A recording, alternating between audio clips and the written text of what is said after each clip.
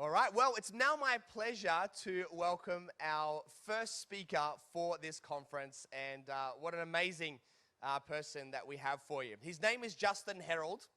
I'm guessing most of you would have heard the story and how he built an incredible business, starting at the age of 25 with just $50, and he turned that into a company that produced over $20 million in turnover. It was called Attitude, and he licensed that internationally and achieved massive success. He also, in 2005, can you believe this, won the International Entrepreneur of the Year Award. The International Entrepreneur of the Year Award, which is obviously a major deal. Some of you might want to put that on your dreams list. And he also has written for a number of different business publications and has a readership of over 5.5 million people that absorb his messages throughout Australia and around the world, having achieved the success and reputation that he has. On his website, justinherald.com, he now gets over 30,000 hits per day. He's the author of 8 best-selling books, and he personally mentors over 100 business owners each year. And he's regarded as one of Australia's most sought-after speakers, does engagements all across the country, works with major brands like McDonald's and many, many others, and speaks to over 150,000 people every single year. So a huge background and success and achievement. So we're lucky to have him here for the next 3 days. We'll be doing 2 sessions for us, and this is going to be the first. Let's give him a huge blueprint welcome. Let's put our hands together for Justin Herald, everybody.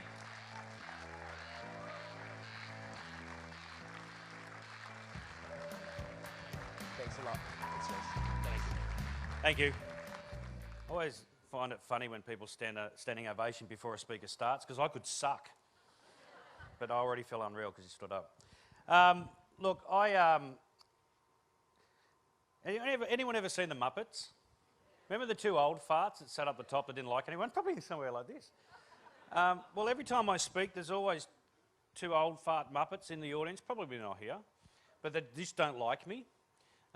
Just so you know, I don't care.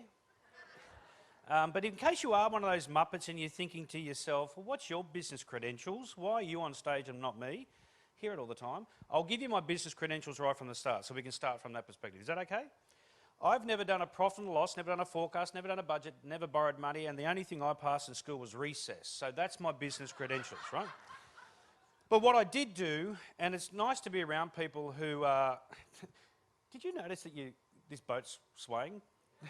I didn't notice it until I stood up. It's nice to be around people who are like-minded. So what I'm going to do today is come from my perspective on how I did what I did. There's a lot of walk-away information and take-home information on how you can apply this to your business. The way that I work, not only from a speaking perspective, but also with my clients, is I'm going to teach you on how to grow a business without spending any money. I'm a big fan. I'm in business, and the businesses are the things that I do to get the stuff that I want. So the stuff that I want is the most important thing. That just means I need to do my business well to get the stuff that I want. I'm going through a Harley phase at this point in time in my life. I'm trying out this midlife crisis before I get there to see if it's going to be any good, and then I'll really hit it with a big crack. So I'm going to tell you the attitude story. Now, there's so many reasons why people decide to go in business. There's no right or wrong reason. Your reason's your reason, right? Some people go into business because they want a better lifestyle. Some people go into the business, which I don't understand this one, they want to be the master of their own destiny, whatever that is. I sat next to a numbnut on a plane recently. I hate sitting next to people on planes for one reason. If they're stupid, you're stuck with them, right? I'm not sure if anyone else has ever gone through this. So I sat down and I was on the front cover of the Voyeur magazine at this particular time. I was doing a corporate job recently, and a lady thought that the Voyeur magazine was a magazine about people to look through people's windows.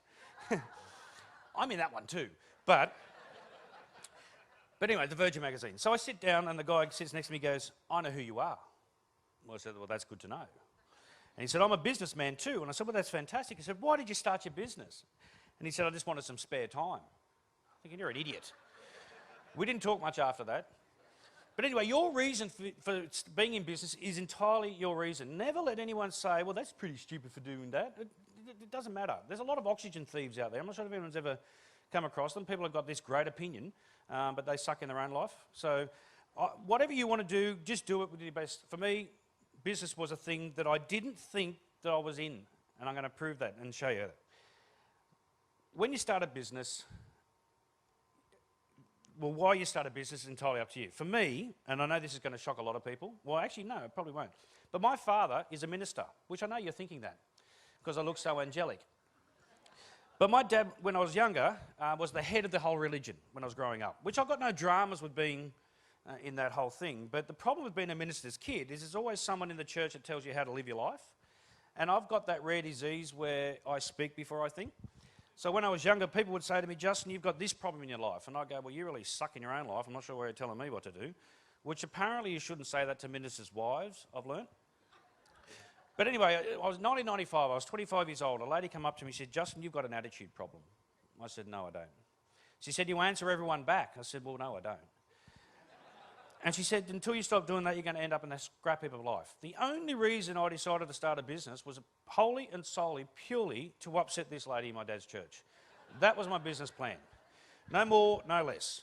I didn't know, I'm not sure if anyone else in this room has also fallen into business where you decided to start something just because you just thought, no, that'd be a good idea. And then it turns into something, so which I actually quite like. So as we know, when you start a business, you've got to do research. So I went and did my financial research, which I went to the local ATM machine, I put my key card in it, and at age 25, I had $1.25 in the bank. So you can't upset someone with $1.25. So I rang up my little brother Dean and said, Dean, I need to borrow some money. He said, why? I said, because I want to piss off so-and-so in Dad's church. He goes, all right, here's $50. So with that, I was filthy rich. Then I went and did my market research. Now, my market research was pretty serious because I had a Mini back in those days, but I had no fuel in the Mini, and I didn't want to use my working capital for fuel, so my parents gave me $5. Now, if you've ever owned a Mini, $5 gets you a very long way, right? So my research was, how far would that get me, and how big is this $5 fuel circumference, and how many printers are going to be in that? There was one. So I rang up Marty. Marty's one of my best mates. We used to do nothing together, and we're really good at it. I said, I'm going to start a business today. And he said, you know how? I said, nah. He said, can I come along and watch then? I said, come along and watch. So we went out. So I walked into this printer and I said, g'day mate, I'm choosing you out of every single person in the yellow pages. Which wasn't a lie, I just couldn't afford to go to anyone else. And he said, that's fantastic. And I said, I'm thinking the same thing. And he asked me a question I wasn't expecting. He said, well, how much money do you have? I said, well, I got $50. He said, well, you need $680 for the setup just to start. And I said, well, if I had $680, I just would have said to you, mate, I have $680. But as I just said to you, mate, I have $50. Can we just have the $50 conversation, not the $680 conversation, please? And he said, but I can't do it. I said, but you're missing the opportunity. And he said, what opportunity? I said, to make $50. It's a pretty simple conversation at this point in time. In the end, he said, I'll do it, but never tell anyone. And I remember saying to him back then, who is ever going to listen to me speak anyway? So we just won't tell him. Attitude started off as a slogan t-shirt brand. Slogans such as, it's all about luck, just ask any loser. I don't have an attitude problem, you have a perception problem. My personal favourite, sarcasm is just another service I provide. So I sold 3 of those shirts to 3 of my mates. One of them was my brother. And Dean said, I just gave you $50, why do I have to pay you $20 for a shirt? I said, because I'm a businessman, Dean, this is how it works. So I got 4 shirts made up. We all went to church the following Sunday, we all walked in at the same time, we all had the same t-shirt on, and we all sat on the front row, and this lady walked in and she was ticked. It's the best $50 I've ever spent in my entire life, right? Now, I wasn't expecting much from that. You know, the one thing, I'm a little bit different. I'm not saying the opposite is wrong, but I think sometimes people aim too far out when it comes to goal setting, right? I've never done a 5-year goal, 2-year goal, 1-year goal. No, I just have a 1-day goal, and that's results. I want results. So if I do results every day, there's 365 days worth of results. Because my focus is on the stuff, or the stuff outside of my business, that's my focus. What I do inside my business just gives me, are we following where I'm going here? That's the way my head works, because I just, you know, if I had to write something down, I'd lose the piece of paper anyway. So anyway, I wasn't really expecting anything from that. I just wanted to upset the lady and come up with another idea the following Sunday to upset her even more. But on that day, people come up and said 2 things I wasn't expecting. Number 1, really like your t-shirt. I said, oh, thank you. Number 2, can I buy one? I hadn't thought that far ahead. I said, I suppose you can. And the only time I'll talk about the figures and how the business went is now, just to show you where we went, and we'll get back to here. I'm a very big believer in growing a business organically. There's a natural progression to every business. It can naturally go well, or it can naturally go not well.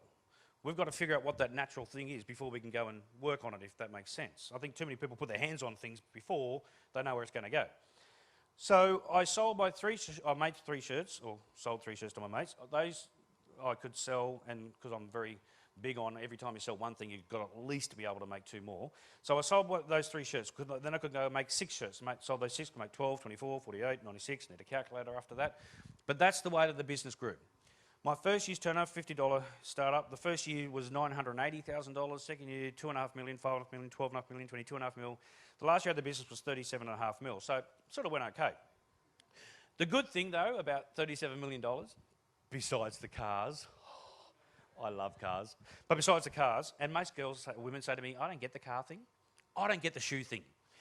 But, so besides the cars, right, it became an international brand. So now, wherever that lady goes on holidays throughout the world, I'm pissing her off globally now. It's fantastic. World domination. So, anyway, I'll get back to this day. So I started, because I didn't know what I was doing, and there might be some people, maybe not, there might be some people in this room who go, I think I'm doing it the right way, I don't know if I'm doing it the right way. Suck and see. I think that's the way the business goes. But I started to sell to my friends, and friends of my friends, and mates of friends of my mates, and my friends, and my mates, and my friends, and friends of friends. And then after a while, I ran out of people that liked me. So I thought, well, I can't really sell to the people that don't. And then I had a brilliant idea, because I'm an ideas man. I thought, hang on, there's shops out there that sell clothing. And I have clothing. I need to go and see these people. So I did. And this is the conversation I had with the first shop that I ever went to. It was in Sydney. I walked in. I said to the guy, "G'day, I'm from Attitude." He goes, "I've never heard of it." I said, "Well, you wouldn't have because I haven't told you about it yet." He goes, "Well, no one's asking for it." I said, "Why would they ask for something they haven't heard of? And if now they had heard of it, you still haven't heard of it. So if they ask you about it, you haven't heard of it, what they're talking about. So but I tell you, at least you've heard of it." And he goes, "Well, there's no demand." I said, "There's no demand because no one's freaking asking for it, mate. No one's asking for it because you're not even going to let me tell you about it. So how about I tell you about it and you're going to go, oh, yeah, that might be a bad idea. Let me go put a little bit up the back. Right where no one can find it, I'm going to put it in my shop." And then one day someone's going to come into your store and say, "Excuse me, do you have anything new I've never heard of before?" And you're going to go, "Oh, yes, right at the back of my store." You're going to go and show those people. And they're going to go, "I love that. Can I buy one?" And you, as the business owner, are going to go, "Cha-ching, yes, you can." They're going to wear it to their mate's barbecue probably 2 weeks later, and the mates are going to go, "Love that shirt. Where'd you get that one from?" And they're going to say, "From your shirt store." So probably another 2 weeks after that, they're going to come into your store and say, "My mate bought a shirt from you a couple of weeks ago. Can I buy the same sort of one?" Which is what we call demand, but we can't get to demand because you're an idiot. You won't let me tell you about it. You know what he said to me? "When there's demand, come back and see me." Has anyone ever met a stupid person? You might have customers or clients like that, right? Now, it's illegal to hit them now. We're not allowed to hit them anymore. But this next thing is the number one thing that people email me and go, "You know what? That really works." So, the next time you're in front of a numbnut person that's just doing your head in your head, give them a mental headbutt. It's going to make you feel so much better. You can virtually break their nose and they have no idea. You walk away all happy. So, I left that store all dejected, right? I was doing, remember Muttley? Doing that, having this whole pity party. I know none of you have. I rock at pity parties. I love having, I still do it to this day. Anyway, I get back to my car. And I had an epiphany. Now, I don't know how to spell it, but I do know I had one. Up until that point, I was listening to every single person around me tell me what I should be doing in my business. Anyone have people like that around you? Don't they suck? So anyway, which are all my friends. And I figured out at that minute, they're all on the dole. They don't know what they're talking about. So I decided from that day and that day on, and I've never gone away from this. Nothing that I'm going to say today is, as Oprah says, is going to be an aha moment. Everything I believe when it comes to success is common sense. The problem is I think a lot of us we tend to overcomplicate it because we think it's supposed to be hard. I don't think it is hard. But I decided from that day that I'm going to run my business one way and one way only.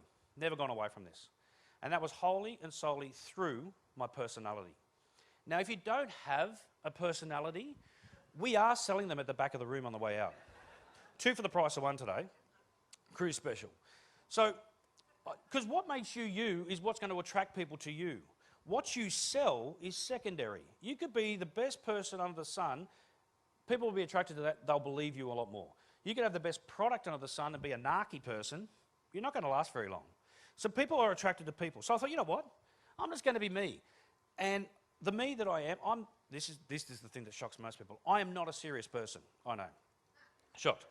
So I thought, you know what? I'm going to have fun doing this whole business thing. Because if it works, I've had fun. If it doesn't work, I've had fun. I'm all about having fun. So I thought, all right. Ring up 4 of my mates when I'm sitting in the car park of this surf store. I said, I need you guys to come over tonight. They said, why? I'm having a board meeting because I'm a businessman.